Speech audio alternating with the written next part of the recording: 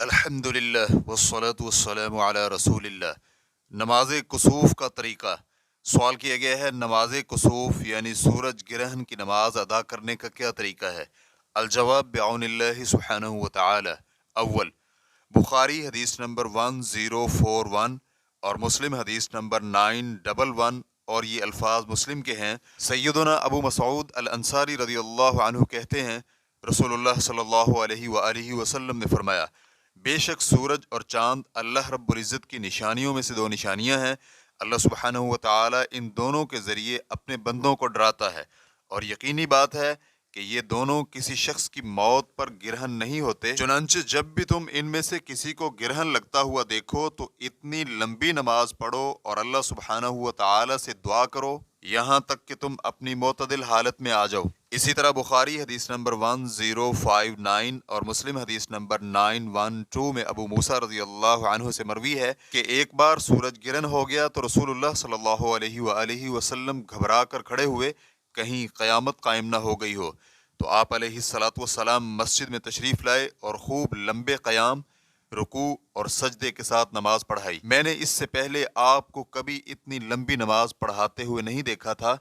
اس وقت آپ علیہ الصلاۃ والسلام نے فرمایا تھا، اللہ سبحانہ وتعالی کی طرف سے ارسال کردہ یہ نشانیاں کسی کی موت یا زندگی کی وجہ سے رونما نہیں ہوتی، البتہ اللہ سبحانہ وتعالی ان کے ذریعے اپنے بندوں کو ڈراتا ہے۔ چنانچہ اگر تمہیں اس قسم کی کوئی نشانی نظر آئے تو فوری طور پر ذکر الہی، دعا اور استغفار میں مگن ہو جاؤ۔ دوم،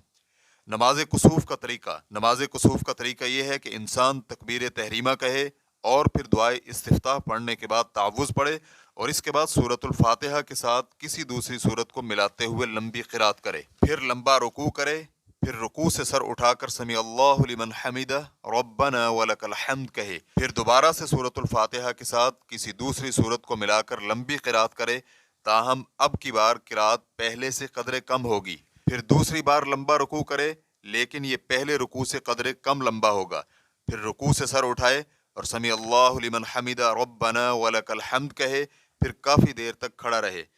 پھر دو لمبے لمبے سجدے کرے، اسی طرح دونوں سجدوں کے درمیان بھی کافی دیر تک بیٹھے یعنی جلسہ کرے، پھر دوسری رکعت کے لیے کھڑا ہو اور بالکل پہلی رکعت کی طرح دوسری رکعت بھی ادا کرے، لیکن دوسری رکعت کا ہر عمل پہلی رکعت کے اعمال سے قدرے چھوٹا ہوگا، پھر اس کے بعد تشہد بیٹھے اور آخر میں سلام پھیر دے۔ تفصیلات کے لیے دیکھیے المغنی از ابن قدامہ جلد نمبر 3 صفحہ نمبر 323، اور اسی طرح المجموع از نووی جلد نمبر 5 صفحہ نمبر 48۔ نماز کسوف کے اس طریقے کی دلیل سیدہ عائشہ رضی اللہ عنہا سے صحیح بخاری حدیث نمبر 1046 اور اسی طرح مسلم حدیث نمبر 2129 میں ہے کہ نبی علیہ الصلاۃ والسلام کی زوجہ محترمہ سیدہ عائشہ رضی اللہ عنہا کہتی ہیں، ایک بار نبی علیہ الصلاۃ والسلام کی زندگی میں سورج گرہن ہوا تو نبی علیہ الصلاۃ والسلام مسجد چلے گئے اور لوگوں نے آپ کے پیچھے صفیں بنا لیں، تو آپ صلی اللہ علیہ وآلہ وسلم نے تکبیر کہی اور پھر لمبی قرات فرمائی، پھر آپ نے تکبیر کہہ کر لمبا رکوع کیا،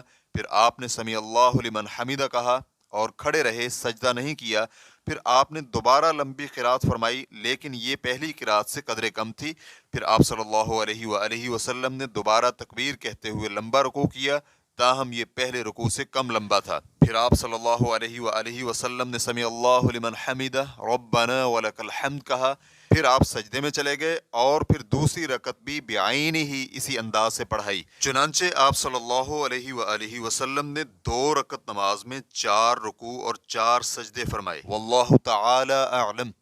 اسلام کیو اے ریکارڈنگز مؤسسۃ الشیخ محمد صالح المنجد، المملکۃ العربیۃ السعودیہ، فتویٰ نمبر 210590۔ والسلام علیکم ورحمۃ اللہ وبرکاتہ۔